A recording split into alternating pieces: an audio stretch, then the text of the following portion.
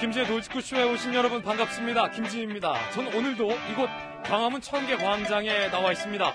민주당의 황희 의원이 추 장관 아들 의혹을 폭로한 당직 사병을 향해서 단독범이라고 지칭하며 배후에 누군가가 있다라고 주장을 해서 큰 논란이 일고 있습니다. 야당에서는 공익 제보자를 향한 공격에 좌표를 찍었다며 강한 비판을 하고 있는 상황입니다. 잠시 후에 그 논란, 뜨거운 논란 다뤄보겠습니다. 저는 비가 오나 눈이 오나 매일 아침 이곳에서 여러분을 기다리겠습니다. 김지의 돌직구쇼 지금 라이브로 시작합니다. 잠깐만요.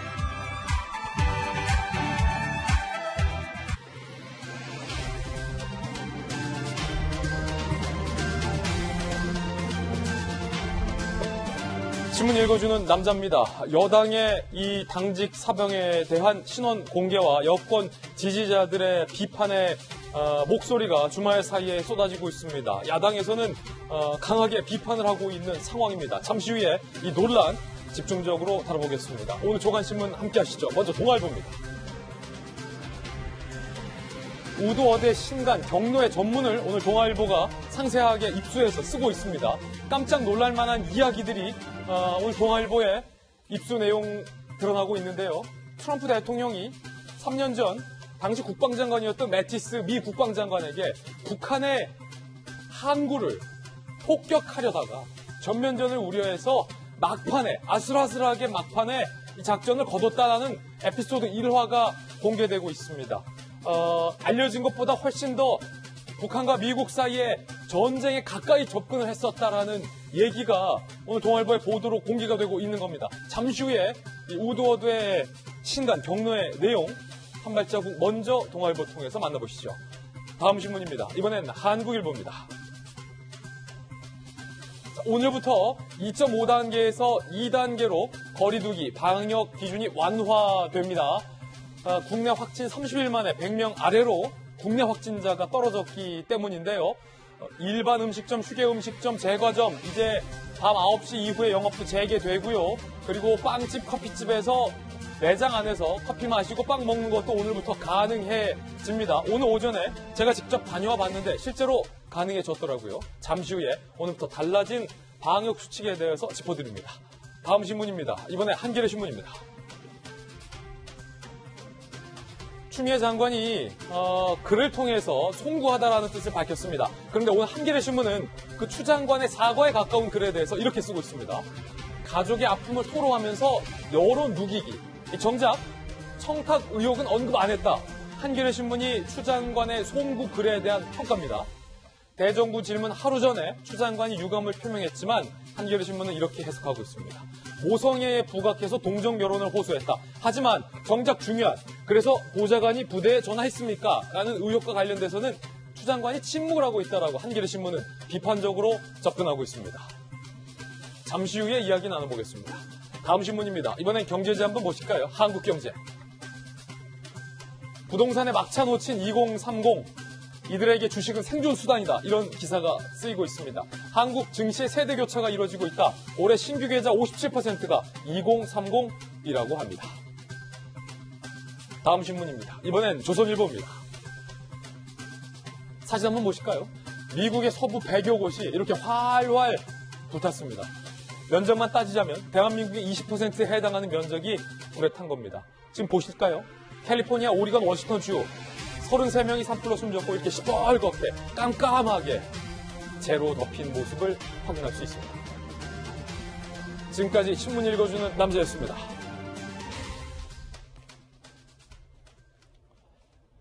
네, 오늘 아침 저와 함께 등판한 등판 선수 소개해드리겠습니다. 자, 저희 돌직구쇼의 전담 변호사이자 월요일을 책임지고 있는 손정혜 변호사님 모셨습니다. 어서 오세요. 안녕하세요. 다시 돌아온 바르다 박 선생, 박정아 전 청와대 대변인 모셨습니다. 여의도 정치 컨설팅계의 제갈 공명 윤 선생, 윤태곤 실장님 나오셨습니다. 그리고 전직 청와대 출입기자 출신의 베테랑 이재명 기자 나왔습니다. 모두들 어서 오세요. 오늘의 키워드 3가지 준비했습니다. 하나씩 살펴보죠. 먼저 첫 번째 키워드는 실명. 여당의 황희 의원이 당직병사의 실명을 언급하며 단독범이라고 썼다가 글을 수정했습니다. 하지만 논란은 커지고 있습니다. 단독범, 배우가 있다는 얘기죠. 잠시 후에 이야기 나눠보죠. 두 번째 키워드는 송구. 추 장관이 송구하다며 글을 올렸습니다. 하지만 야당에서는 정작 핵심 의혹에 침묵하고 있다며 비판을 높였습니다. 세 번째 키워드는 부포. 동아일보가 입수한 경로. 그 책 안에는 깜짝 놀랄 만한 에피소드가 많이 담겨 있습니다. 잠시 후에 한 대목 공개하겠습니다. 김재 돌직구쇼 오늘의 톱뉴스로 문을 열겠습니다.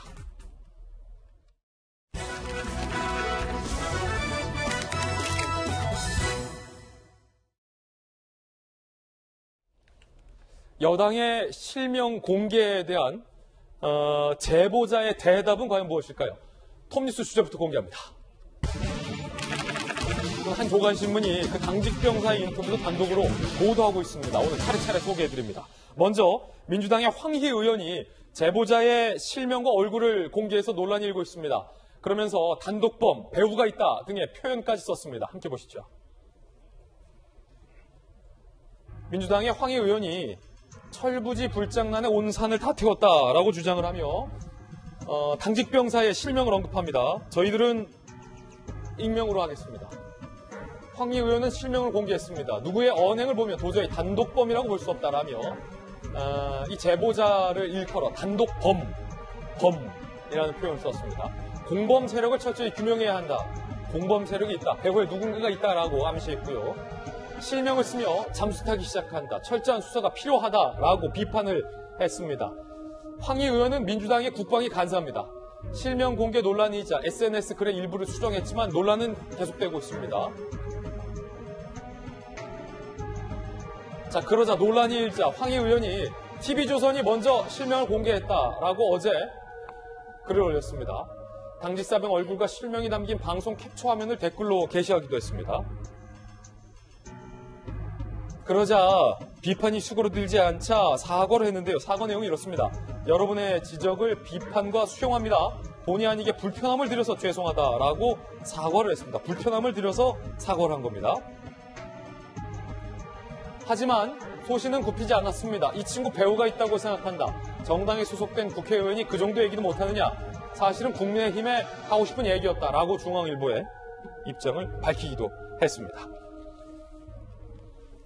일단은 이재명 기자, 황희 의원의 이 제보자의 얼굴과 신상 공개, 그리고 단독범, 공범 세력이 있다라는 표현, 이게 뭐가 문제입니까? 일단 TV조선이 먼저 공개한 건 팩트인 거죠. 지난 2월 달에 이 제보자가 실제 TV조선 기자를 만나서 얼굴을 다 공개하고, 이름을 공개하고 이제 제보를 했습니다. 그건 사실은 본인의 제보의 신뢰성을 높이기 위한 거였죠. 아, 제보자가 원했다고요? 그렇죠. 제보자가 원했기 때문에 당연히 이제 얼굴을 공개하고 실명을 공개했던 건데, 최근 제보자가 TV조선 측 요청했다고 합니다. 그러니까 굉장히 이제 그 이후로 많은 공격이 오니까, 나의 실명을 공개하기 원치 않는다 그래서 지금 최근에 이제 TV조선도 익명 처리를 하고 있다고 하더라고요. 근데 그거와 무관하게, 자, TV조선이 공개했기 때문에 국회의원이 공개하는 게 문제 없느냐. 전혀 다른 차원의 문제인 거죠. 특히나 황희 의원이 그러니까 실명을 공개하면서 했던 얘기가 뭐냐면, 다른 것도 아니고, 당직사병 배우가 있다. 그리고 단독범이라 볼 수 없다. 공범 세력을 철저히 규명해야 한다. 이런 얘기를 같이 하는 거죠. 이건 다시 얘기해서 그냥 실명을 이 사람의 당직사병의 증언을 공개하기 위해서 실명 공개한 게 아니라 뭔가 배우가 있다. 그리고 단독범이 아니다. 그러니까 범죄인이라고 이미 규정을 하고 나서 공범 세력이 있다는 걸 이제 얘기하는 거고, 그 얘기는 다시 얘기해서 어떻게 보면 야당에서 지금 좌표 찍기 아니냐. 결국은 이 당직사병을 가장 먼저 제보했던 당직사병을 굉장히 압박하고 심리적으로 이제 어떻게 보면 굉장히 위축될 수밖에 없는 거죠. 그런 것들을 노리고 이렇게 공개한 거 아니냐 얘기할 수 있는데, 당연히 그렇게 느낄 수밖에 없게 만든 게 아닌가 싶고, 그런 점에서 황희 의원이 이 실명을 공개한 거는 전혀 다른 차원의 문제였다. 따라서 이것이 과연 단순히 그냥 실명을 공개해서 어떤 제보를 심기스를 높이려던 언론사의 일과 같은 급에서 본인이 TV조선 했기 때문에 나도 할 수 있다. 이것도 못하냐 얘기하는 것 자체가 굉장히 어떻게 보면 앞뒤가 맞지 않는 설명이 아닌가 이런 생각이 듭니다. 문제는 황희 의원의 이 같은 실명 공개 이후에 이른바 친문 지지자들이 해당 당직 병사를 향한 비판의 글을 남기고 있다는 겁니다. 한 신문은 막말 테러다, 테러에 가까운 막말이다라는 표현을 쓰기도 했는데요. 친여 친문 성향 온라인 커뮤니티를 중심으로 당시 A병장 개인 신상과 SNS 주소, 방송 인터뷰 캡처 화면을 공유하면서 이런 비난을 하고 있습니다. 뭐 사냥개를 풀어서 찾아내야 한다. X 같은 일개 사병이 뭐라 한다고. 허위 사실로 주 XX를 털었으니 사법 처리 당할 거다. 본인 인생 망칠 각오는 돼 있느냐. SNS 보니 사회 부적응자 같다. 정말 테러에 가까운 막말성 비난의 댓글들이 글들이 해당 당직 병사의 SNS 등에 현재 게시가 되고 있는 그런 상황입니다. 박정하 대변인, 네. 좀 도를 넘는 비난이 당직 병사에게 지금 가해지고 있는데 결과적으로 야당에서는 황희 의원의 이 같은 신상 공개와 단독범 등 표현 때문에 지금 당직 병사에게 이 같은 지금 비난이 몰리고 있다. 이거 좌표찍기다. 야당에서는 이렇게 보고 있는 것 같아요. 좀 전에 저희가 전 그래픽에서 봤지만은 그 당시에 A 병장을 향한 글이 굉장히 입에 담을 수 없는 상황으로 굉장히 치닫고 있어요. 본인이 제가 알고 있기로는 이게 평범한 대학원생으로 알고 있는데 예. 본인이 지금 겪어야 될 상황이 간단치 않은 것 같고 일부 보도 어젯밤이나 오늘 아침 거 보면은 나 좀 놔둬라 뭐 병원에 가야 될 상황이다라는 얘기까지도 하고 있는 것 같습니다. 근데 사실은 뭐 황희 의원이 그 A 사병을 찍어서 좌표를 찍은 게 아니라고 본인은 항변할 수 있지만 예. 결과적으로는 지금 그 A 사병의 좌표를 찍어서 본인들을 적극 지지하고 있는 적극 지지층을 통해서 저렇게 SNS 공격을 하게끔 만든 거거든요. 근데 그런 상황에서 글쎄 저는 황희 의원이 얘기하고 있는 본이라는 게 뭔지 잘 모르겠습니다. 우선 첫째 하나는 본의 아니게 국민들한테 불편을 끼쳤다고 했는데 그러면서 여전히 국회의원이 그 정도 할 수 있는 거 아니냐? 예. 라는 얘기를 합니다. 오늘 중앙일보 보도에 네, 국회의원이 충분히 그 정도 얘기할 수 있다. 청당에 속해 있는 국회의원이 그 정도 할 수 있는 거 아니냐라는 얘기를 합니다. 과연 국회의원의 역할에 대해서 어떻게 생각하고 있는지 궁금하고요. 두 번째는 여전히 계속해서 솔직히 악의적이다. A 병장을 이렇게 만드는 배우가 누가 있다라고 나는 생각한다는 취지의 인터뷰를 합니다. 그러면 A 병장은 지금까지 언론을 통해서 소개된 거는 당시 상황을 너무 흐트리는 것 같아서 내가 진실을 얘기하는 거다. 그리고 나를 거짓말쟁이로 몰고 있기 때문에 내가 진실을 얘기하는 거다라고 얘기하는데 황희 의원은 결국 그게 아니라 이거는 특정 목적을 갖고 있는 야당 세력이 이 A 병장을 활용하고 A 병장을 앞세우고 전체적으로 그림을 갖고 가는 거다라는 잘못된 생각을 국민들한테 주어지고 있는 거 아닌가라는 생각이 듭니다. 제가 뭐 길게 제 얘기할 거 없이 오늘 전 경향신문을 갖고 나왔는데요. 경향신문에 보면 예. 오늘 이런 사설을 씁니다. 저희가 그거 이따가 준비해가지고 그래요? 예. 잠시 후에 보면서 다시 한번 우리 박정하 대변인께서 그렇게 한번 하겠습니다. 말씀해 주시죠. 저희가 지금 준비해놨다가 제작 중에 있거든요. 박정하 대변인께 다시 한번 부탁드리겠습니다. 당직 사병이 황희 의원의 주장에 대해서 반박을 했습니다. 뭐라고 반박했을까요? 여권의 비난 공세에 대해서 대놓고 협박하고 있는 거다. 조선일보 기자에게 이렇게 얘기를 했습니다. 황 의원의 단독범 공범 표현에 대해서 애초에 내 주변에 정치 쪽 사람이 한 명도 없어서 공범이나 배우 등은 있으려야 있을 수가 없다. 나는 사실관계만 말한 것이다. 라고 반박합니다. 황 의원의 잠수 주장에 나는 졸업 논문 심사가 1개월 남은 대학원생이다. 검찰이나 법원이 부른다면 기꺼이 가겠다. 여권 지지자들의 원색적 비난에 대해서 상식 밖의 사람들에게 너무 많이 시달려 정신과 병원이라도 가봐야 할 지경이다. 라고 반박을 합니다. 손정희 변호사님, 황희 의원은 불편함을 들어서 소음과하다 죄송하다라고 사과를 했지만 중앙일보 기자와의 인터뷰에서 여전히 배우가 있다고 생각한다라고 얘기하고 있는데 해당 당직 병사는 내 주위에 정치 쪽은 아무도 없다. 나 정신병원이라도 가야 된다라고 반박하고 있습니다. 어떻게 보십니까? 그러니까 결국 황 의원이 말하고자 하는 것은 당직 사병 A씨의 주장을 그대로 믿기 어려운 거 아니냐. 합리성이 결여되어 있다. 이런 주장을 펼치고 싶어서 그런 글을 쓴 것으로 보이는데 네. 국회의원의 그 역할과 관련해서 말의 품격이라는 게 있습니다. 전체적인 취지는 같은 취지지만 그것을 표현하는 방식에 있어서 마치 범죄자가 아닌데 범이라는 표현을 써서 범죄자 취급을 한다거나 그렇게 보면 사회적 사회적으로 중요한 위치에 있는 사람들이 가지고 있는 막대한 영향력 때문에 의례지에 있는 사람들은 입에 재갈이 물려지는 반대 효과가 있을 수 있거든요. 그런 점들에 대한 깊은 성찰이 좀 부족했던 것은 아닐까라는 생각이 들고요. 두 번째는 지금 네티즌들이 굉장히 공격적인 언어로서 이 사람에 대해서 악플을 쓴다라고 보이는데 예. 정치의 가행아입니다. 왜냐하면 내 편을 공격하는 사람은 적으로 규정하고 그 적이 옳은 말을 하든 싫은 말을 하든 무조건 비판하고 비난하고 이 사람에 대해서 위축시키기 위해서 지속적인 메시지를 보낸다던가 악플을 쓴다던가 연락을 한다라는 행위들을 하고 있는데 저나 우리 김진 앵커님이나 여기 계신 모든 분들이 진실에 다가가기에는 아직 시간이 더 걸립니다. 예. 그러니까 이렇게 결론이 날 수도 있고 저렇게 결론이 날 수 있고 특히 이 당직 상병이 본인이 어떤 개인적인 이익을 위해서 이렇게 인터뷰에 응한다거나 제보를 했다라고 보기 좀 어려운 측면이 있는데 네. 무작정 내 편 공격하니까 가서 비난하는 것조차도 합리성이 결여되어 있기 때문에 모두 다 객관적인 절차를 지켜보자. 우리 대정부 질문도 나올 것이고요. 수사 결과도 나올 것이기 때문에 진정하셨으면 좋겠습니다. 예, 참 손정혜 변호사님이 자, 요런 건에 대해서 이렇게 좀 소신 있고 용기 있는 말씀 해주시기가 참 저기 할 텐데 감사드립니다. 좀 진정하시라. 이쪽이든 저쪽이든 당부의 돌직구 말씀이었습니다. 자, 그런가 하면 야당에서는요, 법적 조치를 취할 것이다 라며 비판하고 있습니다. 들어보시죠. 국회의원이라는 헌법기관이 실명을 공개하고 압박하며 여론몰이를 하는 과정에서 불이익 조치를 했다고 볼 수 있다는 점을 제15조와 30조에서 확인해 주시기 바랍니다. 국민의힘은 법적으로 윤리적으로 매우 심각하게 보고 있으며 이에 따르는 합당한 조치를 하겠습니다.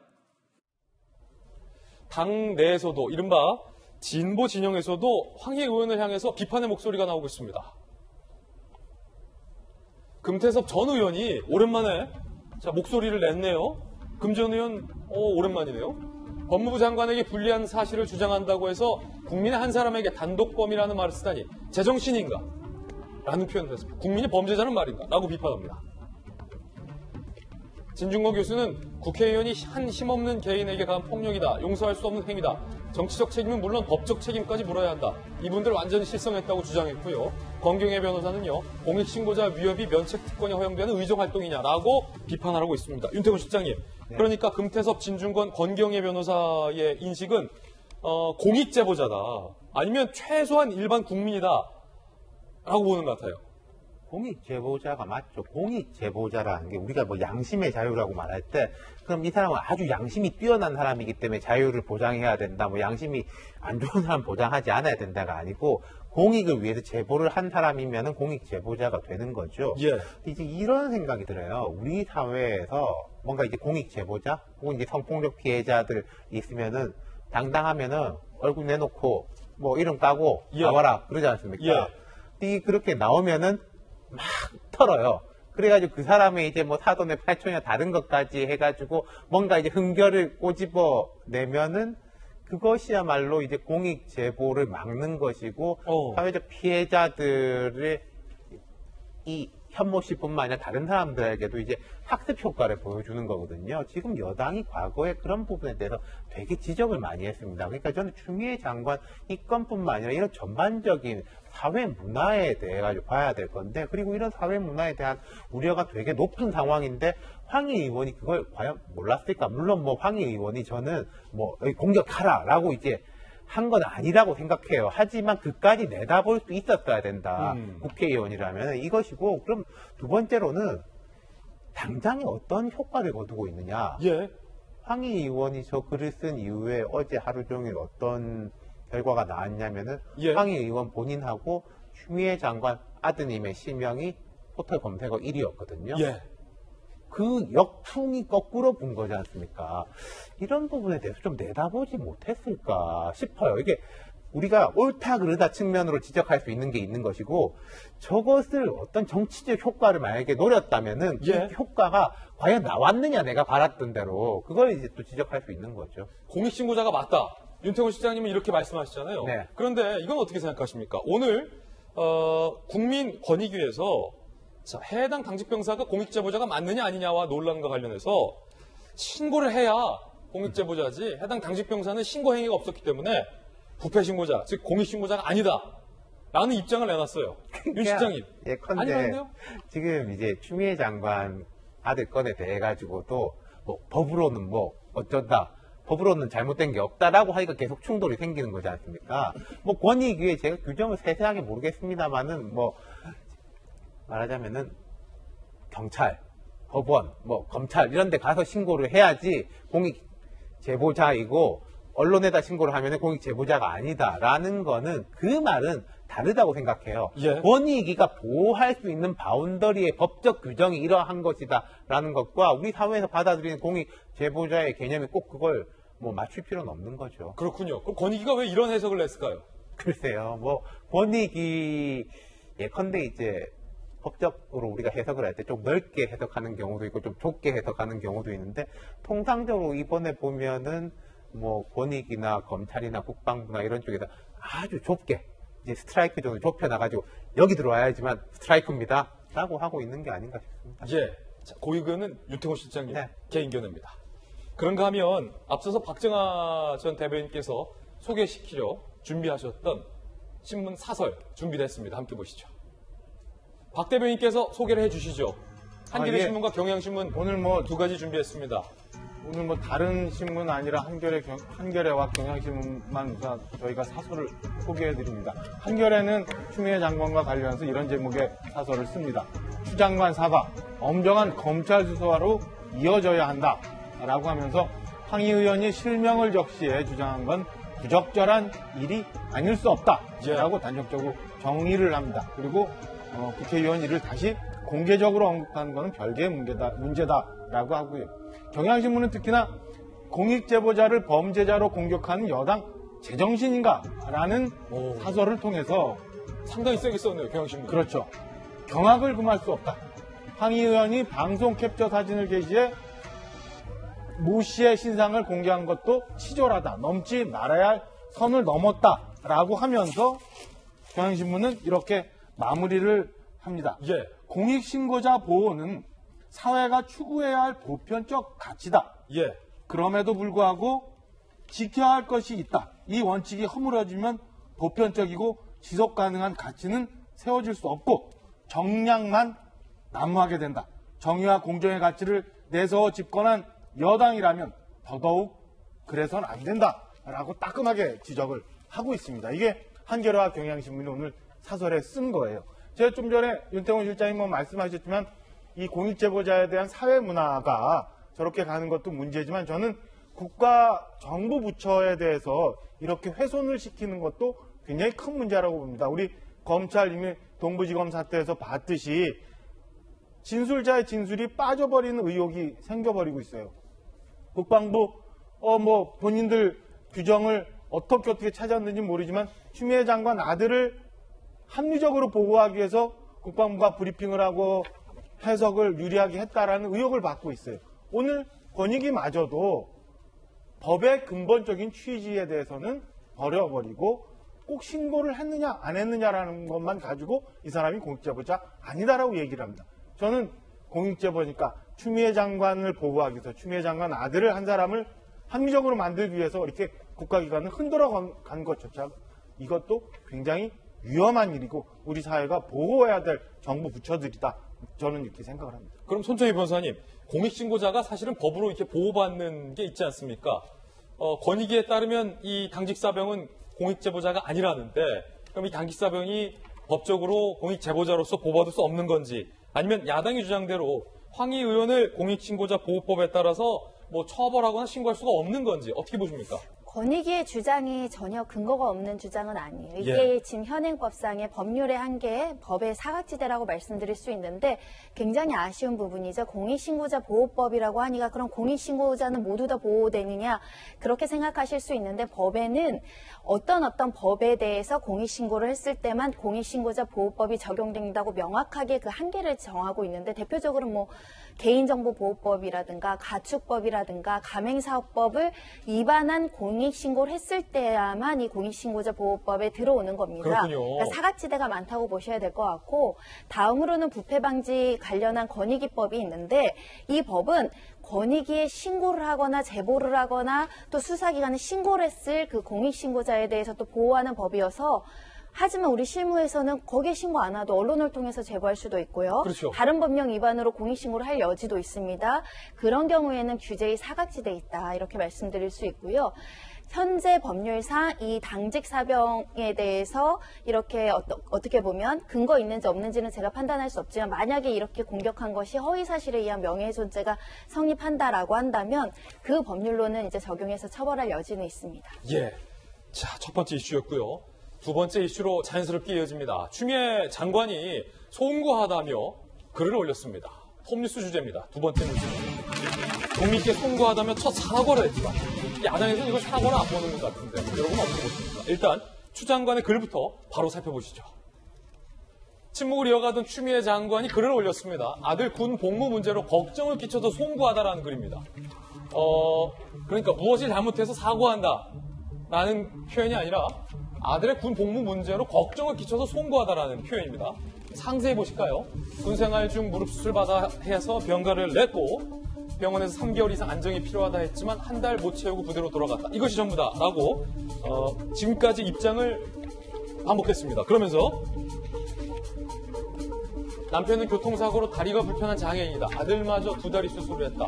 완치 안 된 상태에서 부대에 복귀했다라고 글을 올립니다. 그러면서 전 검은 것을 희다고 말해본 적이 없다. 상황 판단에 잘못이 있었으면 3대1보 했다.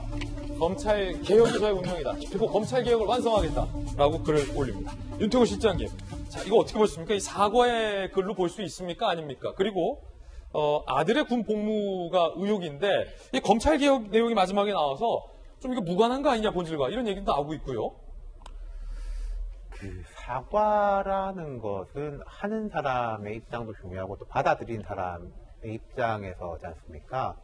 우리가 예를 들어서 한일 관계에서 계속 사과 논란이 나오는 게 그 이유인데 글쎄요, 저걸 이제 사과로 받아들인 사람도 있겠고 뭐 아니라고 생각하는 사람도 있겠고 전형적으로 정치권에서 보면 여당에서는 추 장관이 사과를 했으니까 유감 표명을 했으니까 됐다라고 하고 야당은 이게 무슨 소리냐라고 하는 것인데 뭐 그건 이제 입장 차이가 갈라지는 것이고 이 글을 보면 정확하게 무엇에 대해 가지고 인지가 잘 안 나와요. 예. 군복무 시절 문제. 우리 아들이 다리가 아파가지고 그럼 추 장관 아들이 다리가 아파가지고 내 마음이 불편하다.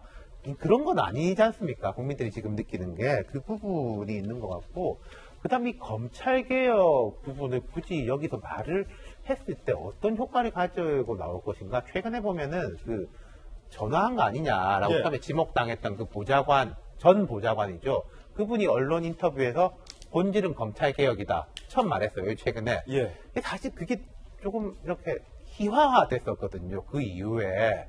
그게 무슨 뭐만 나오면 본질은 검찰개혁이냐라고 예. 댓글로 이렇게 다른 것도 유행하고 그랬는데 그게 이제 저는 이게 희화화되는구나라고 생각했는데 그 이후에 실제로 민주당 의원들이나 추 장관은 계속 본질은 검찰개혁이다.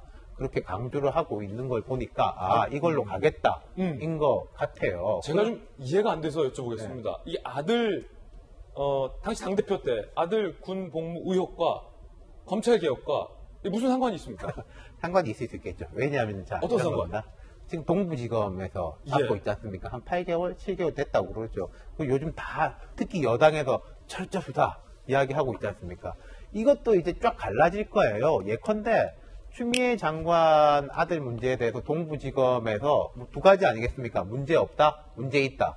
문제 없다라고 나왔을 때 그걸 가지고 검찰개혁이 잘 됐다라고 보는 사람들도 있을 것이고 이것이 검찰개혁이냐라고 보는 사람들이 있을 거고 예. 이건 이제 그러니까 2 곱하기 2로 해가지고 4가지가 나온 거예요. 그다음 문제 있다라고 나왔을 때 검찰이 철저하게 했구나라고 나온 게 있고 검찰이 여전히 개혁이 필요하다. 우리 이제 검찰 개혁을 추진하려고 하는 장관들에 대해 가지고 물어뜯고 있구나. 더 개혁이 필요하다. 그러니까 이거는 A-1, A-2, B-1, B-2로 쫙 4가지로 나뉠 겁니다. 그렇군요. 자, 평가는 여러분들 개개인께서 평가를 해주시기 바라겠고요. 한 가지 또 의혹이 제기됐습니다. 문제가 없다. 하지만 근거 자료는 없다. 라고 밝혔던 국방부에 다소 아쉬웠다라는 평가를 받고 있는 입장이 여당과 사전에 논의를 한 것 아니냐라는 의혹을 야당에서 제기하고 있습니다. 자, 지난 9일 이 시점을 보시면 민주당 의원들과 국방부 고위 인사가 만났다. 정기국회 대비 국방 분야 당정 협의가 개최됐어요. 황희애 의원 등 국방위 소속 의원 등이 참석을 했다. 앞서서 당시 병사의 신원을 공개하고 단독범이라고 주장했던 황희애 의원이 국방위 간사기 때문에 저기 참여를 했군요. 박재민 차관도 국방부 고위급도 참석을 했다. 민주당 의원들이 그 회의에서 군휴가 관련 규정에 대한 입장은 군이 좀 공개적으로 얘기해야 하는 것 아니냐라는 워딩이 있었다. 라고 조선일보는 쓰고 있고 바로 다음날 국방부가 문제없다. 라고 입장을 발표합니다. 국민의힘에선 국방위 간사 맡은 황희 의원이 참석했는데 국방부가 그 회의 하루 만에 아주 유연해졌다. 회의록을 공개하라. 라고 공격하고 있고 원희룡 제주지사는 이제 추 장관 개인의 스캔들을 넘어섰다. 라고 의혹을 제기하고 있는 상황입니다. 국회 반장 출신 이재명 기자. 일단은 여러 가지 좀 짚어볼 것 같은데 실제 야당에서 주장하는 것처럼 국방부와 민주당 국방위 의원들이 만난 다음 날 국방부가 그 같은 입장을 발표한 시점은 팩트잖아요? 그렇죠. 그럼 그 회의에서 민주당에서 국방부를 압박했습니까? 그게 논란의 쟁점이 되는 거죠, 지금. 근데 일단 그 민주당의 입장은 이런 거죠. 9일날 있었던 것은 뭐 당정 협의라기보다는 정기국회를 앞두고 있는 어떤 당과 그다음에 이제 국방위니까 국방부와의 어떤 그 정기국회 논의할 법안이나 예산을 가지고 협의하는 그런 간담회 자리였다 이렇게 주장을 하고 있습니다. 그런데 다만 그 자리에서 최근에 가장 현안이 당연히 추미애 장관 아들의 병역 휴가 논란이기 때문에 그 논란이 장애 제기됐고 그때 민주당이 이렇게 얘기했다는 겁니다. 자, 지금 이렇게 가면 군의 명예도 실추될 가능성이 있다. 그러니 검찰 조사에 영향을 미치지 않는 범위에서 어떤 규정에 대해서 국방부가 사실관계를 밝히는 게 좀 낫지 않겠냐 이런 식의 얘기를 했는데 이게 민주당 입장에서는 국방부의 해명을 요청했다는 거죠. 그러니까 규정을 가지고 과연 규정상 문제가 있는지 없는지 국방부가 입장을 밝히는 게 좋지 않겠냐 이런 얘기를 했다는 겁니다.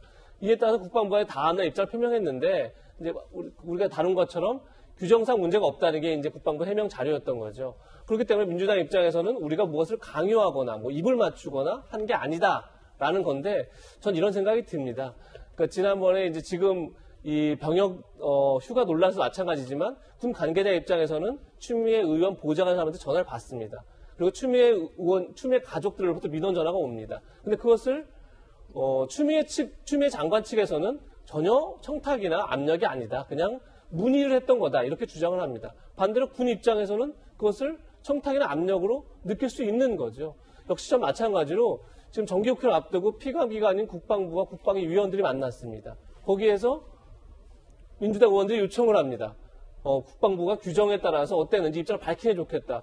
그게 물론 국방부 입장에서, 그러니까 그 국방위 위원들 입장에서야 그냥 요청이고 단순한 협의 수준일 수 있지만 정기국회를 앞두고 있는 그리고 이제 국정감사를 앞두고 있는 국방부 입장에서는 상당히 그것을 압력이나 어떤 그 압력으로 느낄 수 있는 거죠. 그런 점에서 저는 이런 간담회 이후에 해명 자료가 나왔던 자체가 글쎄요 민주당 입장에서는 그냥 어떤 우연의 결과다라고 얘기할 수 있지만 사실 보는 입장에 따라서는 굉장히 국방부가 어쨌든 국방위 간사 및 국방위 위원들을 만나고 나서 입장 표명을 했다. 그럼 일정 부분 어떤 그 요청을 어떤 압력을 느낄 수 있겠다 이런 생각이 분명히 듭니다. 예, 이에 대해서 앞서 보셨던 것처럼 군과 민주당 모두 다 반박하고 있는데 박정하 대변인 네. 어떻게 생각하십니까? 민주당과 군에서는 사실 아니다. 그냥 예정된 회의 한 거다. 야당에서는 예정된 회의는 무슨 예정된 회의야. 딱 보니까 압박했구만. 서로 의견이 다른데 일각에서 국방부가 발표한 설명 자료와 추 장관의 입장문이 판박이다라는 보도도 지금 나오고 있는데 박정하 대변인의 개인 견해는 어떻습니까?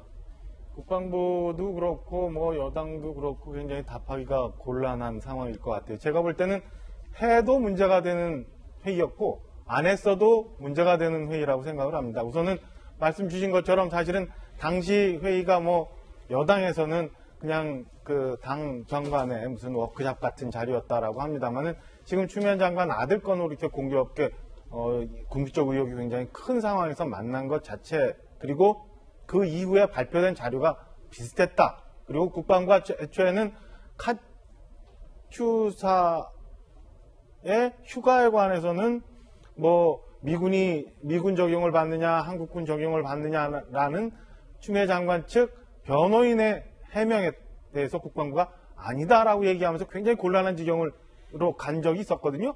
이에 대해서 이제 아무 문제 없다라고 얘기한 거는 서로 무언가 입을 맞추려 아니면 뭐 제 견해입니다만 소위 조인트 까이러 모인 거 아니냐라는 얘기까지도 나올 수 있는 그런 상황이에요. 그래서 제가 해서는 안 되는 거라고 말씀드리는 거는 이럴 때 객관적으로 얘기를 해야 되는 건데 만나서 저렇게 만약에 입을 맞췄다면 이건 해서는 안 되는 회의인데 거꾸로 한번 또 보면은 이렇게까지 국비적 혼란이 의혹이 커져 있는데 국방부도 그렇고 여당도 그렇고 청와대도 그렇고 법무장관이 알아서 법무장관 변호인이 알아서 하게끔 놔둬라?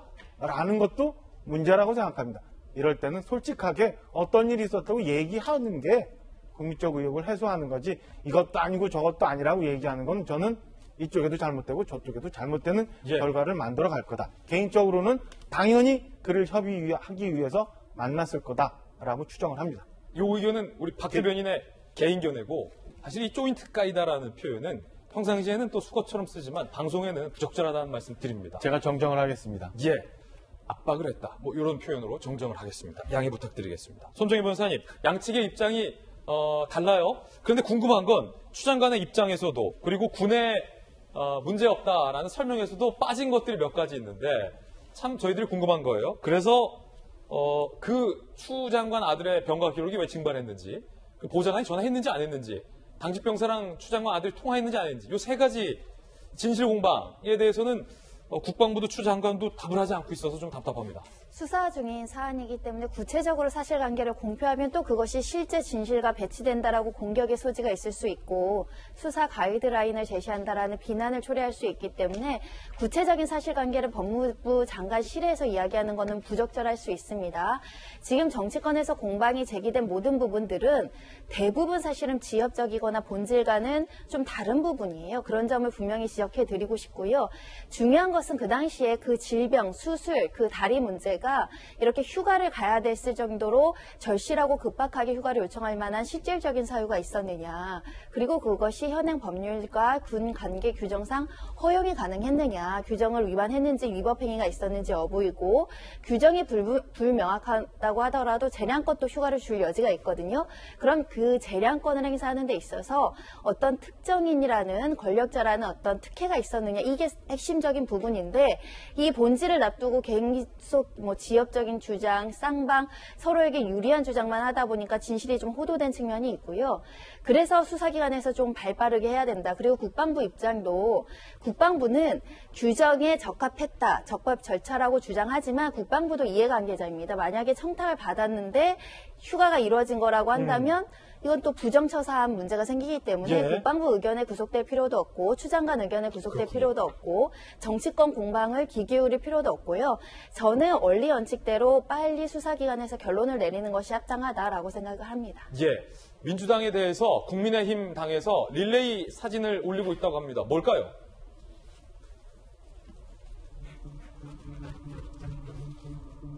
추 장관 아들 논란은 국민의힘에 군대를 안 다녀오신 분들이 많아서 그렇다는 김남국 의원의 주장에 대해서 기사가 많이 보도됐죠. 민주당이 군 제대를 안 간 분이 더 많다라는 기사였는데요. 이에 대해서 국민의힘에서 군 사진 올리는 릴레이 사진 올리기를 하고 있다고 합니다. 자, 뭐 한번 보실까요, 사진들? 주영원 원내대표의 요청으로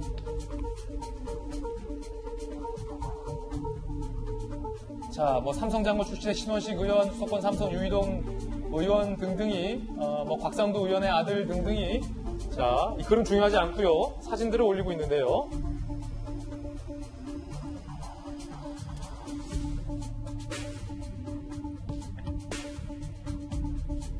자, 이 정도만 보면 될 것 같습니다. 네, 이번에 저희가 준비한 다음 순서로 넘어가겠습니다. 오늘의 하플 시간인데요. 오늘은 과연 어떤 분들이 하플에 선정됐을지 바로 만나보시죠. 북한의 김정은 그리고 을왕리에서 발생한 안타까운 사고와 관련된 청와대 민원의 이야기들이 오늘 상세히 보도되고 있습니다. 하나씩 살펴보겠습니다. 북한 김정은 얘기 나와서 말인데 오늘 동아일보가 우드워드의 신간 경로의 전문을 입수했습니다. 상당히 흥미로운 에피소드들이 세상에 처음 공개됐는데 경로 책 나오기 전에 오늘 동아일보에서 소개하는 에피소드 한 발자국 먼저 좀 살펴보겠습니다. 3년 전에 북한과 미국이 전쟁 일촉즉발이었다. 아슬아슬했다. 3년 전에 무슨 일이 있었느냐. 미국이 핵무기 80개를 북한에게 쓰는 것을 검토했었다는 겁니다. 워터게이트 특종기자 우드워드의 신간 경로의 전문에 따르면 2017년 북한이 ICBM 미사일을 쏩니다. 쐈어요. 전쟁을 위한 계획은 준비되어 있었다. 라고 트럼프 대통령이 밥 우드워드 등에게 얘기를 했다는 거예요. 미 전략사령부가 작전계획 작게 5027을 주의 깊게 검토했다. 그때 당시 80개 핵무기를 북한에게 사용하는 방안을 포함했다. 이거는 사실상 제가 국방부를 오래 출입해서 아는데 미국이 전면전을 염두에 놓은 작전 계획을 심도 깊게 검토했었다는 겁니다. 북한 지도부 타격을 위한 작전 계획 501호, 작게 501호도 업데이트돼 있었다. 알려진 것보다 훨씬 더 전쟁이 가까이 갔다. 당시 국방장관에게 요격 미사일 발사 권한을 실제 트럼프가 부여를 했었다라고 우드워드는 트럼프 대통령의 인터뷰와 관련돼서 이 책에서 쓰고 있습니다. 그러면서 또 하나의 에피소드를 세상에 처음으로 공개합니다. 야, 저는 이걸 깜짝 놀랐어요. 김정은이 당시 ICBM 미사일을 발사를 지켜봤던 텐트 사진 등등이 공개됐었는데 주한미군이 ICBM을 북한이 쏘니까 동해상에 전술 미사일을 전격적으로 발사했는데 그 거리가 발사 지점에서 김정은의 텐트까지의 정확한 거리였다는 겁니다. 야, 이걸 저는 보도하면서 지금 몇 년이 지나서 처음 알았어요. 그 거리가 김정은 텐트까지 거리구나. 딱 쏜 미국과 그걸 보는 북한은 알고 있었다는 거죠. 이거를 얼마나 솔직했을까. 매티스 장관은 북한의 한 항구를 폭격하려다가 이러다가 전면전 나겠다라는 우려 때문에 거둬들이게 됐다. 막판에 거둬들였다라는 내용을 쓰기도 합니다. 스탠포드에서 사회학을 전공하고 북한 문제를 연구 중인 김수경 교수님 나왔습니다. 김 박사님, 3년 전에 이 책 내용대로라면 정말 아슬아슬한데요. 핵무기 80개가 나오고요. 김정은의 텐트까지 딱 거리를 계산해서 쏘기도 하고 요격미사일 발사 권한도 트럼프가 국방장관에게 부여하고 이 정도면 거의 전면전을 미 군이 그다음에 트럼프 대통령과 미국의 수뇌부들이 전면전을 염두에 뒀다라는 얘기 아닙니까? 진짜 전쟁이 거의 코앞까지 갔었던 걸 왠지 몰랐지만 나중에 이제서야 굉장히 전쟁에 우리가 가까웠었다는 걸 알게 되는 지점인데요. 다만 이제 제가 좀 얘기해드리고 싶은 것은 이제 트럼프 대통령이 2017년 1월에 이제 취임을 하지 않았습니까? 그리고 이 ICBM 테스트 발사가 2017년 8월이었고요. 핵실험이 이제 9월이었습니다. 그러니까 트럼프가 대통령이 된 지 1년이 채 안 된 상황에서 이제 북한이 이렇게 도발을 한 것이죠. 그렇다 보니까 트럼프는 어쨌든 현실 정치에는 경험이 전혀 없는 사람이었고 모든 것을 경제적인 논리로 이제 해결하는 사람이었죠. 그래서 동맹 관계나 이런 정치 문제, 국제 정치 문제도 실익에 별로 도움이 안 된다고 생각하면 혹은 경제적으로 별로 도움이 되지 않는다고 생각하면은 동맹 관계마저도 흔들 수 있는 그런 생각의 소유자란 말이죠. 그런데 이렇게 북한이 그 사람에게 도발을 했으니까 얼마나 말 그대로 이 책 제목대로 경로를 했겠습니까? 예. 그러니까 진짜 트럼프가 원래 가지고 있던 생각대로 다 전면전까지 생각하고 80개의 핵무기도 쏟아붓고 이런 거의 막 일촉즉발의 상황까지도 염두해라 이런 얘기를 했겠죠. 하지만 제 생각에는 그거는 진짜 대통령이 된 지 1년밖에 되지 않은 트럼프의 당시 상황이었고 아마 참모들이 80개의 핵무기를 만약에 북한에다가 쏟아붓는다면 그게 중국은 또 가만히 있겠습니까? 이러면 정말 3차 세계대전이 될 수도 있는 상황인 건데 예. 아마 이제 참모들이 설득도 하고 이제 가르치기도 하고 그래서 이제 트럼프가 아마도 좀 진정을 했겠죠. 하지만 당시에 미국으로서는 북한이 이런 식으로 우리를 도발을 해 참을 수 없다. 당연히 이러한 전면전까지도 검토하는 상황까지 갔던 것으로 보입니다. 예. 미국이 미사일을 쏠 때 그냥 쏘는 게 아니군요. 발사한 거리에서 김정은의 텐트까지의 거리를 딱 계산해서 그만큼만 정확하게 미사일을 동해상으로 쏴 올렸다는 거예요. 그거를 바라보고 있는 당시 북한 군 간부들과 김정은은 어떤 느낌을 받았을까요? 당연히 개인적인 이거는 위협이라고 생각했겠죠. 그래요? 왜냐하면 그 거리가 186마일인가 그렇거든요. 딱 떨어지지 않는단 말이죠. 왜 이렇게 뭐 200마일이면 200마일, 뭐 300마일이면 300마일이어야 되는데 그러네. 이렇게 떨어지지 않는 숫자에 네. 186마일 정도 날아가서 떨어지게끔 했다는 거는 분명히 북한도 알아들었겠죠. 아, 이게 잘못하면은 김정은을 타겟으로 해서 뭐 처치할 수 있겠구나라는 메시지를 분명히 알아들었을 겁니다. 그래서 굉장히 북한의 입장에서도 좀 모골이 송연하고 아마 그거에 대해서 많은 뭐 대응을 또 생각했을 것 같습니다. 사실은 뭐 김 박사님께서 더 잘 아시겠지만 저도 국방부 오래 출입해서 아는데 미군의 능력이라면 미군의 군사 능력이라면 그렇게 정확하게 김정은의 텐트 혹은 김정은의 막사 혹은 김정은이 있는 주석궁 등을 정확하게 요격해서 정확한 거리로 발사하는 게 충분히 가능한 일 아닙니까? 미국 뭐 정확하게 제가 단언할 수는 없지만 미국이 가진 여러 가지 정보력과 여러 가지 기술과 이런 것들을 총 종합하면 정확히 김정은이 있는 곳을 타겟팅할 수 있는 능력이 충분히 있다고 봅니다. 하지만 그것이 가져올 여파들이 너무 크고 이게 국제 정치적으로 풀어야 되는 문제이기 때문에 그렇게 하지 않는 것이지 미국이 수집하는 여러 가지 정보와 기술로는 가능하지 않을까 그런 생각을 합니다. 예. 그런가 하면 또 하나의 이야기가 좀 다소 충격적인 에피소드가 공개됐습니다. 김정은이 장성태 고모부의 시신을 전시했다. 경로 중입니다. 경로에 나오는 내용입니다. 김정은이 모든 걸 말해줬다라고 트럼프 대통령이 이야기를 합니다. 그는 고모부, 장성택이죠. 시신을 상원 의원들이 걸어나가는 계단에 잘린 신체 일부는 뭐 가슴 위에 놓아뒀다라고 트럼프 대통령이 주장을 했다는 겁니다. 우드워드에게. AFP-통신은요, 트럼프의 언급은 김정은과의 친밀함을 보이려는 의도로 풀이되는데 이는 장성택이 참수됐다는 사실을 처음으로 언급한 것이다 라고 해석을 하기도 했는데요. 김수경 박사님이 또 워낙 전문가니까 일단 이 트럼프 대통령이 미국의 대통령이 하지만 평소에 뭔가를 좀 과장해서 이야기하는 것을 좀 즐겨하지 않습니까? 이 이야기 장성택 고모부의 시신 중에 일부를 뭐 잘 보이는 어떻게 전시를 했다라는 트럼프 대통령의 주장이 어디까지가 사실인지 만약에 그게 사실이라면 김정은이 트럼프 대통령 앞에 그렇게 소상히 다 이야기를 하고 실토를 했다라는 거 아니에요?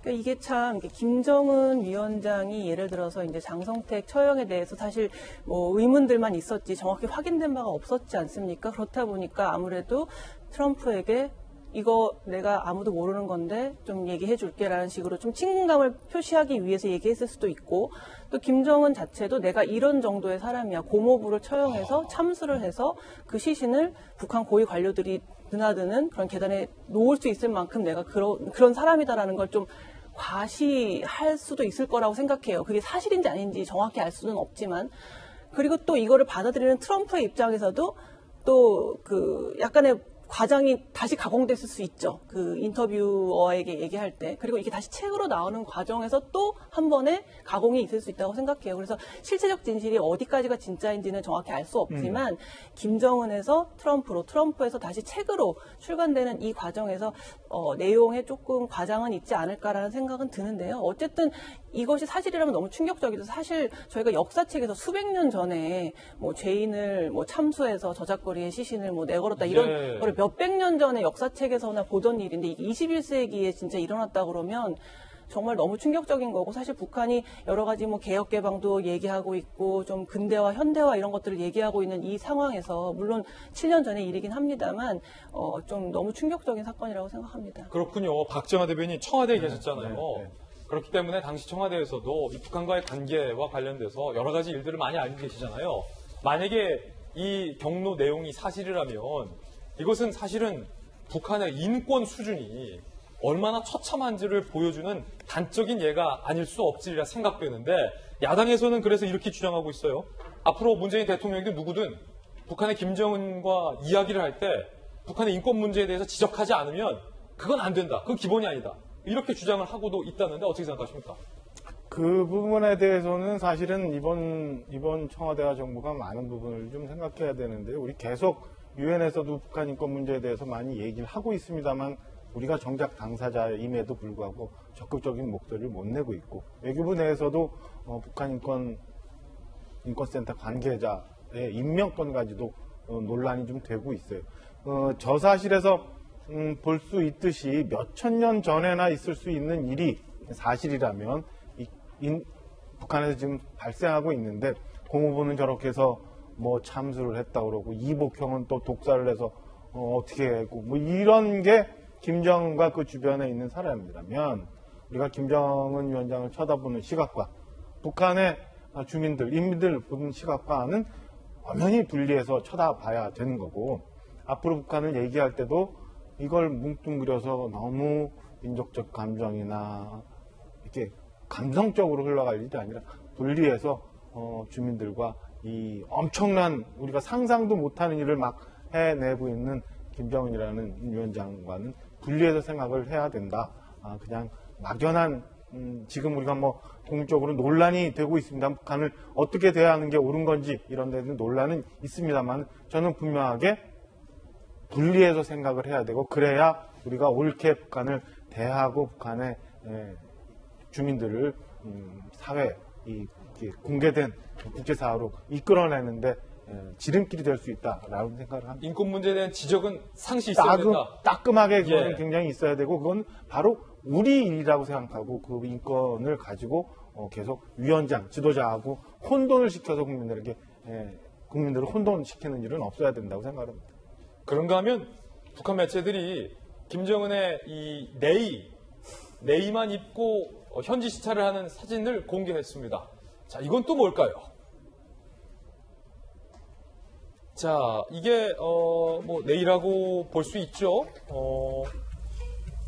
라운드넥 반팔티다라고 주장하면 또 그렇게 볼 수도 있는데, 김수영 교수님, 자, 이건 뭐죠? 지금 이제 수해 현장을 찾아가서 이제 어떻게 복구되고 있고 이런 것들을 현지 시찰하고 있는 모습인데요. 지금 날씨가 매우 더운지는 모르겠지만 어쨌든 속옷으로 보이는 반팔 차림의 옷을 입고 굉장히 그러니까 서민적인 어떻게 보면은 권위를 다 내려놓은 듯한 그리고 굉장히 민심을 챙기는 듯한 어떤 복장으로 지금 저렇게 현지 시찰을 하고 있는 모습입니다.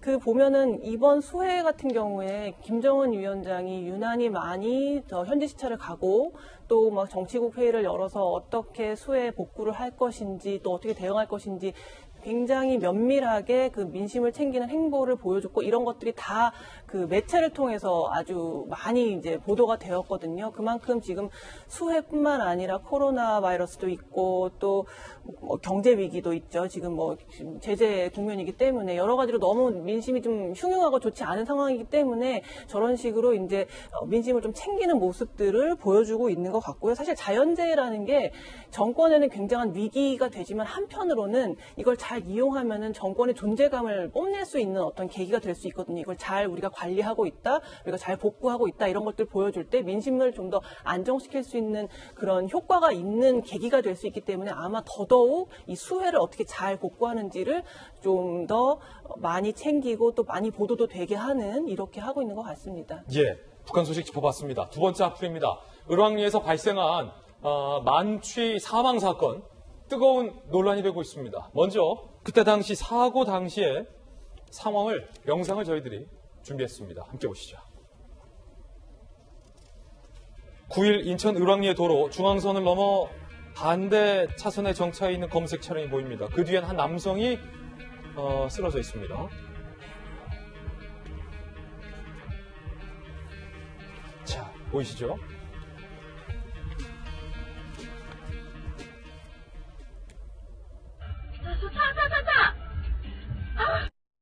여기 주소 어디야? 주소 어디야?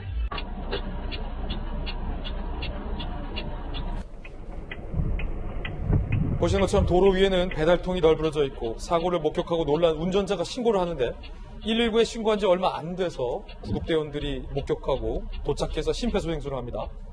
자, 잠시 후에 남녀 2명이 도로변에서 경찰과 이야기를 나누고 있습니다.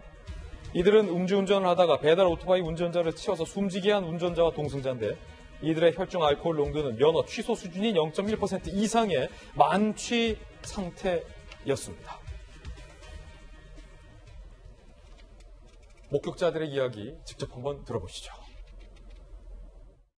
남자분이 변호사한테 전화하시고 이제 여자분을 바꿔주고 또박또박하게 제가 운전했고요. 저 술 마신 거 맞고요. 피해자들에 대한 뭐 많이 다쳤냐 뭐 이런 얘기 뭐 현방부터 없었고 심폐소생술 하시는 분 구급대원들한테 저희 역주행한 거 아니라고 그렇게 얘기하면서 얘기 좀 해달라고 우리 보고 다그치듯이 취했어요. 좀 약간 그러니까 되게 힘들어하는 표정 있죠. 술 취한 사람들. 네, 그런 표정 취한 것 같았어요. 아무 말도 안 하고 계셨고요. 이 사고로 숨진 오토바이 50대 배달 운전자, 치킨 배달을 하던 한 가장이었습니다. 치킨 배달하는 아버지의 딸이 청와대 청원 게시판에 게시글을 올렸습니다. 손정혜 변호사님, 지금 이 딸의 청와대 게시글에 많은 시민들이 공분을 하고 있는데요. 좀 자세히 설명해 주시죠. 이게 어떤 내용입니까? 일단은 아빠는 가게를 시작하고 계속 직접 배달 일을 하면서 일평생 단 한 번도 열심히 살지 않으신 적이 없다. 이렇게 이야기를 하면서 이 가해자에 대한 엄벌을 촉구하고 있고요. 네. 중환선에 시신이 있는 와중에 가해자는 119보다 변호사를 먼저 찾았다. 그러니까 피해자에 대해서 어떻게 이제 신고를 하거나 치료를 하거나 수습할 생각보다 본인이 처벌이 두려워서 변호사를 찾은 모습이 아마 가족에게는 또 하나의 고통이 되지 않았을까 생각이 드는데, 해당 청원은 현재 50만 명 이상 동의를 얻었다라고 합니다. 지금 코로나19 때문에 배달업에 종사하시는 분들 많아지고 있고요. 배달업 자체가 오토바이를 타고 다니다 보니까 좀 걱정하시는 가족들도 굉장히 많은 와중에 음주운전으로 이렇게 큰 불행의 사고가 발생을 했다라는 겁니다. 아까 목격자분 진술 들어보셨지만 변호사를 찾고 변호사와 통화할 정도로 정신이 어느 정도는 있는 상황으로 추정이 되는데, 그렇다면 저 어두운 빗길에 만취 상태, 치소 수준에 이르는 음주 상태로 왜 과연 음주운전을 해서 50대 가장을 저렇게 목숨을 앗아갔는지에 대해서 조금 이야기하지 않을 수가 없고요. 특히 윤창호 씨가 죽고 나서 윤창호법이라고 불리죠. 이 음주운전으로 사망사고에 이르게 된 경우에는 최대 무기징역형까지 내려질 수 있을 정도로 살인은 아니나 살인과 마찬가지인 게 음주운전이다, 이런 사회적 경각심이 있었는데 코로나19 때문에 단속이 좀 느슨하다, 이런 영향 때문인지 이런 음주사고가 지금 발생하고 있는 점이 좀 안타깝고요. 좀 단속도 좀 철저히 해야 될 것으로 보이고요. 가해자분께서도 좀 사과하고 용서를 빌고 반성하는 모습 보이셔야 되지 않을까 합니다. 예, 이재명 기자. 33살의 여성이 만취한 채로 벤츠 차량을 몰았고, 목격자들의 증언을 따르면 이 차가 중앙선을 넘어서 마주 달려오던 치킨 배달을 하는 오토바이, 이 아버지의 오토바이를 덮쳐서 그 자리에서 아버지가 숨진 사건인데, 그 30대 여성 운전수 옆에 남성 동승자가 타 있는데, 이분도 음주운전을 방조한 혐의가 적용되는 거 아닙니까? 그대로라면? 맞습니다. 그래서 똑같이 이건됐다 이렇게 경찰이 예. 밝히고 있습니다. 그러니까 음주운전을 한 것뿐이 아니라 음주운전을 방치하는 것 자체 범죄가 되는 거고, 그래서 이제 경찰을 똑같이 입건을 한 겁니다. 그러니까 이 사건 자체가 글쎄요, 지금 손재명 선수 잘 말씀해 주셨지만 지금 9시 이후에 다시 이제 오늘부터는 많이 이제 통금이라고 했던 9시 이후에 식당 영업이 가능해졌지만 사고 났을 때가 9일이었고 그때만 하더라도 9시까지밖에 안 했죠. 그래서 이 친구들이 같이 이제 여행을 왔다가 을왕리에 모텔로 옮겨서 거기서 술을 마셨다고 합니다. 아하. 그리고 나서 갑자기 이제 말싸움이 벌어져서 이 운전자와 그리고 동승자가 나와서 먼저 집으로 가겠다고 운전을 했다는 건데, 결국은 지금 얘기한 것처럼 이제 당연히 그 자리에서 친구들을 말렸겠죠. 말렸어야 되고 반드시. 그리고 동승자도 반드시 말렸어야 되죠. 지금 운전자의 혈중 알코올 농도가 면허 취소가 0.08부터 취소가 되는데 0.1 이상이 나왔다, 이렇게 지금 경찰은 밝히고 있습니다. 그런 점에서 이제 만취 상태에서 운전했다고 볼 수밖에 없고, 그런 점에서 동승자가 말리지 않았던 것도 사실 굉장히 어떻게 보면 중하게 좀 그러니까 그 책임을 물어야 할 그런 사안이 아닌가, 그렇게 생각이 됩니다. 아버지를 잃은, 가장을 잃은 그 딸이요. 아버지가 치킨집을 했잖아요.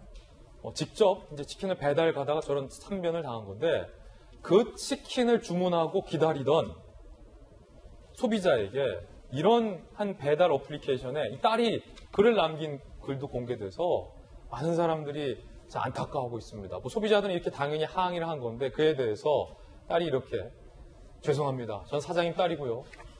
치킨 배달 가다가 저희 아버지가 교통사고로 참변을 당하셨습니다. 속상하실 텐데 이해해 주시면 감사드리겠습니다. 참, 김수영 박사님. 이런 딸의 글이 너무나도 마음 아프네요. 저 치킨을 배달시킨 분도 트라우마가 남을 것 같아요. 그러니까요. 본인 때문은 아니지만 어쨌든 내가 괜히 이걸 시켜가지고 사고가 났을까 이런 생각도 하실 수 있을 것 같아서 너무 안타까운 사연이고, 또 이게 국민청원이 이제 50만 명의 동의를 넘었잖아요. 사실 정치적으로 엄청 논쟁이 심한 사안도 50만 명 넘기기가 쉽지 않거든요. 근데 50만 명이 이렇게 넘었다는 것은 정말 뭐 누구를 막론하고 이 사안에 대해서 너무나 공분을 가지고 있다는 건데 지금까지의 법들이 이런 국민의 공분을 이렇게 적절히 해소시켜주지 못하고 너무 솜방망이 처벌도 많았고 제대로 처벌되지 않았고 사실 음주운전이라는 게 거의 살인에 준하는 거의 살인과 마찬가지의 어떤 행위인데 그거에 대해서 처벌이 그렇게까지 엄격하게 되지 않았던 부분이 있는 것 같습니다. 그리고 이 따님도 청원에 그래서 뭐라고 했냐면은 법망을 빠져나가지 않게끔 그 잘못한 사람이 법망을 빠져나가지 않게끔 법 안에서 제대로 처벌해달라고 얘기를 하고 있거든요. 뭐 법을 바꿔달라던가 법을 넘어서 또 엄벌을 해달라는 게 아니에요. 그러니까 우리가 이제 윤창호법이 새로 만들어지면서 음주운전자에 대한 그 처벌을 매우 강화했지 않습니까? 제발 법 안에서 이런 좀 음주운전자들 솔직히 좀 일벌백계 해서 다시는 이런 일 없게 했으면 좋겠습니다. 왜냐하면 저게 그 운전자, 그러니까 피해자의 삶만 망가뜨린 것이 아니라 그 피해자의 가족들까지도 다 망가뜨리는 거나 마찬가지거든요. 얼마나 슬프겠습니까? 음주운전만큼은 좀 엄벌을 했으면 좋겠다는 생각을 늘 가지고 있습니다. 그런가 하면 낮술을 먹고 음주운전을 하는 차량에 엄마를 기다리던 6세 아이가 그 차에 치여서 숨지는 안타까운 일이 발생했습니다. 밤이든 낮이든 술 먹고 운전하면 음주운전입니다. 대낮 음주운전의 6살 참변, 서대문구에서 오시다 남성 A씨가 음주운전 중에 인도 가로등을 들이받았어요. 인도에 서 있던 6세 아이를 덮쳤어요. 가로등이. 당시 햄버거 사러 간 엄마가 햄버거 사올 테니까 저 안에 사람 많으니까 여기서 기다려. 안전한 인도에서 기다려. 모르겠어요. 엄마가 이렇게 말했는지는 모르겠어요. 그런데 그 상황을 상상해보면 너무나도 안타깝습니다. 아이는 숨졌습니다. 이 음주운전을 한 A씨에게 윤창호법 적용 구속을 한 상황입니다. 사고 당시에 처참한 상황 보고 계십니다. 손정희 변호사님, 이게 아빠 입장에서, 엄마 입장에서 요즘 코로나 때문에 어디 아이를 데리고 어딜 못 들어가겠더라고요. 그러니까 모르겠어요. 엄마 마음에 아마도 자, 여기서 좀 기다려. 안전한 밖에서 기다려. 엄마가 얼른 들어갔다 나올게. 혹시 이렇게 한 건 아닐까? 만약에 그거라면 엄마 마음이 얼마나 미워질까? 코로나 아니었으면 아이는 유치원 가 있을 수 있을 거고, 코로나 아니었으면 엄마 아이가 같이 햄버거집에서 아마 포장이 아니라 그 자리에서 식사를 해서 이런 봉변은 피했을 수도 있습니다. 안타까운 사고인데요. 근본적으로는 음주운전한 사람의 잘못이죠. 그렇죠. 아이는 어떠한 잘못도 없이 죄 없이 저렇게 불행한 사고로 정말 안타까운 죽음에 이르게 됐는데, 이 사건 역시 요즘에는 코로나19 때문에 9시에 문을 닫으니까 낮술을 시작하시는 분들이 많다라는 겁니다. 그리고 낮에 음주운전 단속이 조금 없다라고 생각했다 보니까 저렇게 만연히 음주운전을 했다라고 보이는데, 본인이 이 사고를 내고 얼마나 심각하게 그 피해에 대해서 그 인식을 하고 있는지 한번 물어보고 싶어요. 6살 아이 정말 오기약 정말 엄마 아빠가 얼마나 키우는데도 열심히 키웠겠으며, 그럼요. 얼마나 많은 사랑을 줬을 것이며, 아이도 이런 사고는 한번 상상조차 하지 못했을 것인데, 너무 예쁠 때잖아요. 이런 살인 병기, 음주운전 차를 살인 병기라고 하잖아요. 왜 그런 행동들을 하시는지 정말 이해할 수가 없습니다. 예, 안타깝습니다. 대한민국만큼 대리운전이 잘 돼 있는데도 많지 않습니다. 그냥 대리운전 하십시오. 얼마 안 합니다. 제발 술 드시고 핸들 잡지 마십시오. 부탁입니다. 이번엔 저희가 준비한 다음 이슈입니다. 함께 보시죠. 오늘부터 코로나19와 관련돼서 사회적 거리두기가 2.5단계에서 2단계로 완화가 됩니다. 이른바 코로나 통금이 풀린다는 겁니다. 밤 9시 통금 풀린다. 거리두기 2단계로 완화. 수도권의 사회적 거리두기가 2.5단계에서 2단계로 완화됩니다. 허용되는 것들 볼까요? 밤 9시 이후에도 식당에서 손님들 식사 가능하고요. 헬스장, PC방, 태권도, 피아노가 다시 문 열 수 있습니다. 프랜차이즈, 카페, 제과점 등 매장 내에서도 음식 섭취가 가능해집니다.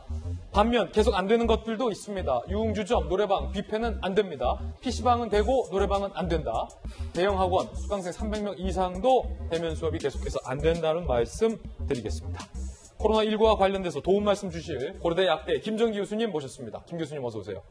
자, 오늘부터 되는 것들이 상당히 많군요. 2.5단계에서 2단계로 완화가 되고 마침 오늘 코로나19 확진자 속보도 지금 나왔는데요. 함께 보시면서 이야기 나눠볼까요? 자, 몇 명이죠? 자, 제가 지금 확인을 해보겠습니다. 잠시만 기다려 주십시오. 오늘 신규 코로나 109명 확진자 수가 나왔는데 국내 발생이 두 자릿수로 김정인 교수님 떨어졌군요. 다행입니다만 2.5단계에서 2단계로 완화되는 것에 대해서 조금 빠른 건 아니냐 우려하시는 분들도 있고 잘했다라고 하시는 분들도 있고 교수님 생각 어떠십니까? 방역적인 측면만 봤을 때는 좀 빠르다라는 생각이 듭니다. 아직까지도 위험 요소가 굉장히 많고요.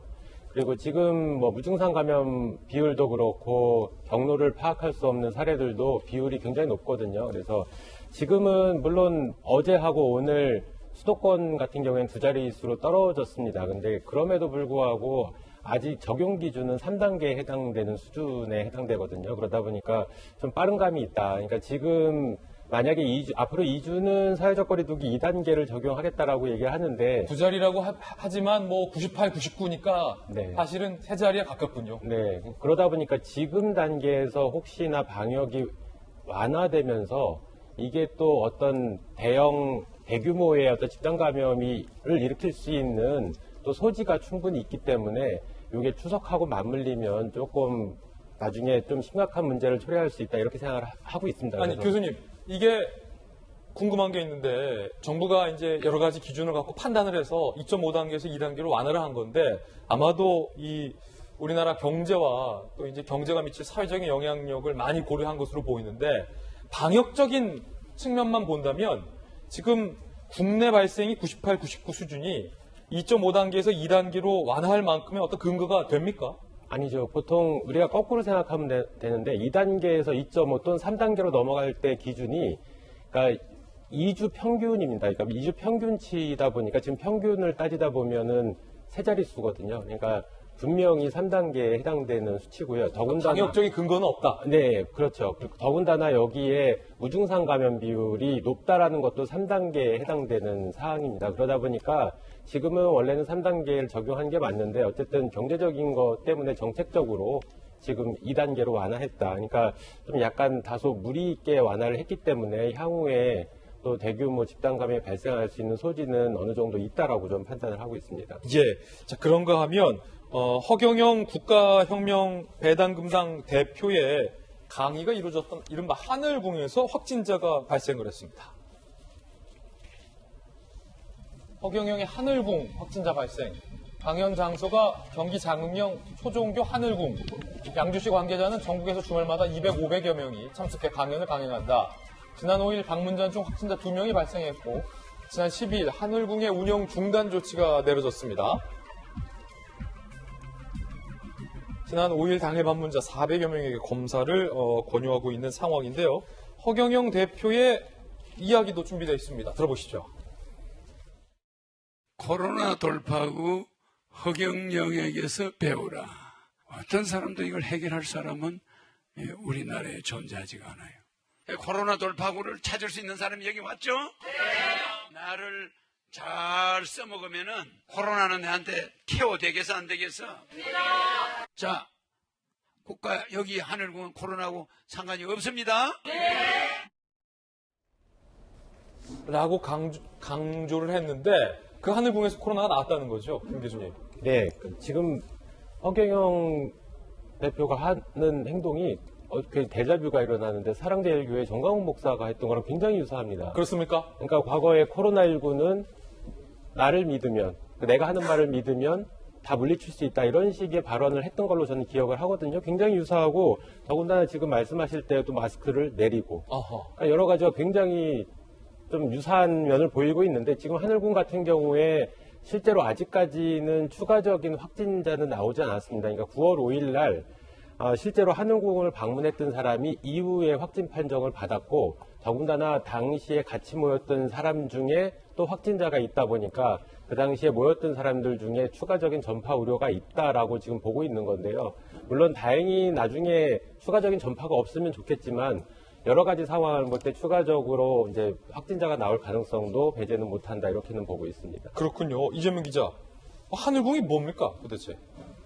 계속 지금 허경영 이제 대표로 돼 있죠. 지금 정치를 하고 정치를 지난번에 등록됐었고 하니까요. 그러면서 꾸준히 약간 종교는 아니지만 그 지지자들을 그 하늘궁으로 불러서 거기서 강연을 계속 해오고 있습니다. 여러 가지 장소의 이름이 하늘궁이군요. 그렇죠. 약간 종교적 색채가 좀 강하다고 볼 수도 있겠죠. 왜냐하면 그냥 지지자들의 그런 어떤 이제 지지성이 강하기 때문에 그래서 거기서 지금 양주시 얘기한 것처럼 매주 200에서 500명 정도가 와서 그 안에서 허경영 대표의 얘기를 듣고 그렇게 하는 거고 또 계속 허경영 대표 유튜브에 그 관련 강연 내용을 또 올리고 있습니다. 그래서 지금 저희가 보는 것도 이제 그 장면 중에 한 장면인데 조금 전에 김 교수님 말씀하셨지만 스스로 얘기합니다.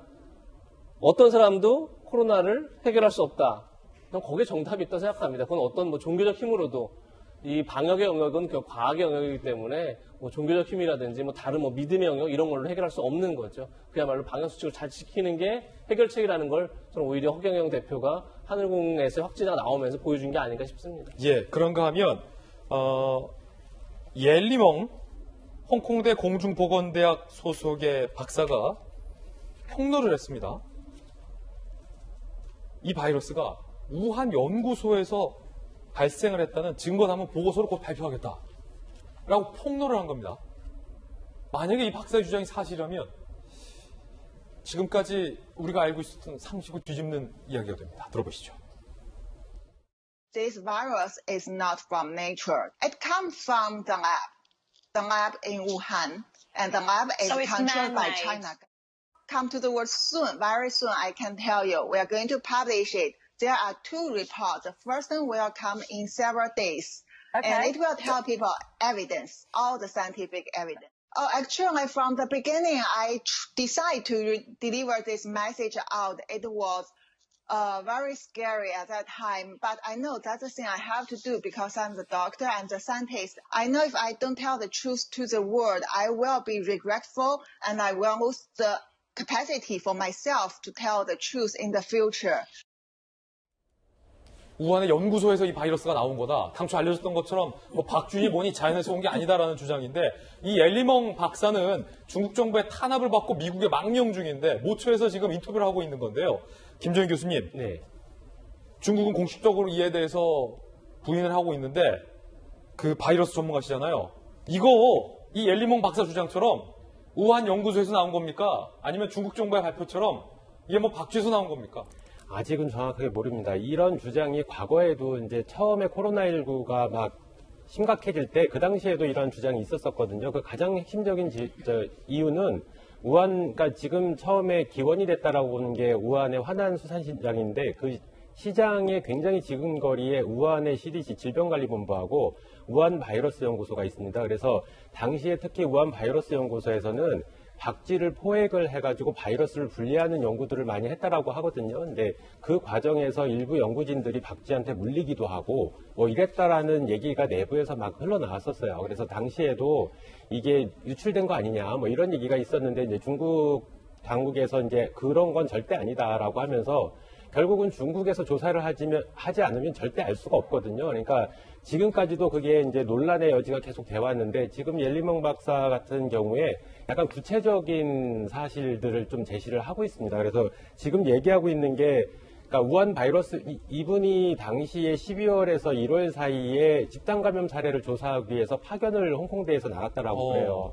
그래서 당시에 그 베이징에 있는 CDC 관계자들하고 당시에 의사들한테서 일부 자료를 얻었다라고 얘기를 하면서 실제로 중국에서 생화학 무기를 만들려고 이런 사스 바이러스를 가지고 유전자 조작을 해가지고 새로운 신변종 변이주를 만들었다라고 지금 얘기를 하고 있고요.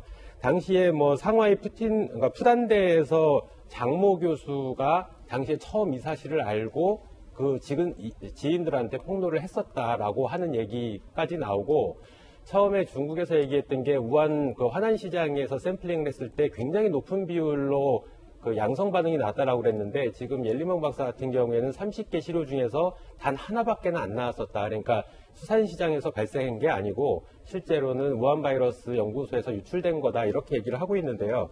지금 관련해서 지금 이 옐리멍 박사가 얘기하고 있는 게 그 모태가 됐던 바이러스가 저장성의 저우산섬이라고 하는 데에서 분리된 바이러스다라고 얘기를 하고 있는데 실제로 그 바이러스에 대한 논문이 나왔어요.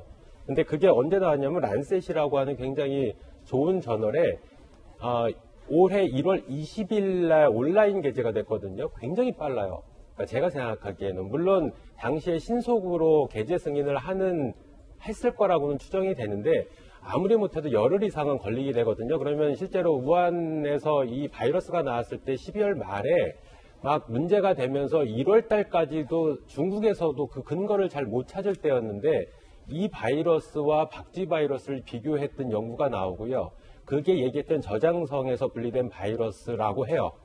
그러다 보니까 그 당시에 유전자 염기서열 일치도가 88% 굉장히 높은 수준이고 좀 근거가 지금 옐리멍 박사가 약간 과거에 주장을 했던 것보다는 구체적인 사실들이 나온다. 그러고 나서 우한 바이러스 연구소에서 시 박사라고 하는 분이 있는데 이분이 박쥐 연구를 굉장히 많이 했었거든요. 코로나 바이러스. 근데 이분도 비슷한 시기에 또 네이처라고 하는 굉장히 좋은 저널에 논문을 내요. 그러니까 너무 빠르다는 얘기죠. 이 논문 결과를 내려면 실험도 해야 되고 데이터 정리도 해야 되고 논문도 써야 되고 또 중국 사람이다 보니까 영어로 써야 되는데 시간이 좀 걸리거든요. 근데 너무 빨리 게재가 됐다. 그래서 조금 다소 물음표 있다. 유출 가능성도 있다. 이렇게 보고 있습니다. 자, 아직까지 옐리멍 박사가 그 리포트를 발표한 게 아니기 때문에 단정할 수 없다라는 말씀 드리겠고 또 김정일 교수님의 개인 견해라는 말씀도 드리고요. 또 중국 분들도 영어를 잘하시는 분들은 너무나 빨리 쓸 수 있다라는 표현도 제가 가능하다라는 말씀 드리겠습니다. 오해가 있을까봐 자, 이야기 거두겠고요. 그런가 하면 통신비 2만 원을 주겠다는 정부 발표에 대해서 여당 내에서 반대 의견이 나오고 있습니다. 이재명, 김경수 두 분이 반대를 했습니다. 그 돈으로 전국 무료 와이파이망을 확대하면 좋겠다. 반대를 한 겁니다. 앞서서 이재명 지사도 반대한 바 있죠. 리얼미터에서 실시한 여론조사에도 전 국민 통신비 2만 원은 잘못한 일이다. 58.2%. 잘한 일이다. 37.8%. 여론 경향을 보이고 있다라는 말씀 함께 보면 될 것 같습니다. 손정희 변호사님, 이 민주당 내에서 잠재적인 대권 주자 중에 두 명이 반대를 들고 나왔군요. 이재명 그리고 김경수. 이렇게 되면 좀 전 여론조사도 보셨지만 또 다른 대권 주자인 이낙연 당대표가 좀 곤란해질 것 같은데 사실은 문재인 대통령이 이게 작은 정성이라고 표현했기 때문에 이제 와서 좀 걷어들이기도 좀 곤란할 것 같고요. 지금 이재명 지사가 이렇게 공개적으로 반대 의견을 표명하는 것은 잠재적인 대권 주자로서 이낙연 대표와의 차별성을 강조해서 정치적으로 어떤 의견에 대해서 차별성을 가지기 위한 행동이라고 보시면 될 것 같고요. 정치인들의 어떤 말에는 뜻이 있다라고 표현되는데 문제는 이제 대다수 국민들은 또 어떻게 생각할 것인가에 대한 부분입니다. 국민들은 이 지원금에 과 관련해서 잘한 결정이냐 아니냐 이것에 대해서 의견이 좀 엇갈리고 있는 것으로 보이는데 선한 의지와 선한 정책적인 어떤 목표를 가지고 실행한 일인데 또 일부 국민들은 더 급한데 더 필요한데 지원하는 게 더 현실적으로 옳은 거 아니냐 이런 반대 의견도 있을 수 있는 상황이어서 뭐든지 옳고 그르다라고 표현할 수는 없지만 이런 의견들을 반영해서 또다시 재난지원금이 또 나올 가능성도 배제하기는 어렵거든요. 네. 코로나19가 언제 끝날지 모르겠기 때문에 그 이외에는 이런 다양한 의견도 수렴해서 가능한 많은 사람들이 동의할 수 있는 정책을 하는 게 올바르지 않을까 합니다. 예. 어제 하늘 한번 보셨습니까? 청명한 파란 가을 하늘에 흰 구름이 두둥실. 너무나도 멋있는 날씨였습니다. 오늘도 기분 좋은 날씨가 이어진다고 합니다. 날씨 알아보겠습니다. 기상캐스터 연결해서 구체적인 이야기 들어보죠. 허연 캐스터, 오늘도 기분 좋은 날씨 계속됩니까? 서울은 오늘도 맑고 푸른 하늘로 한 주를 시작합니다. 이렇게 쾌청한 가을 하늘을 마음껏 즐길 수 없어서 참 아쉬운 요즘인데요. 화면을 통해서라도 산뜻한 초가을 날씨 느껴보시길 바랍니다.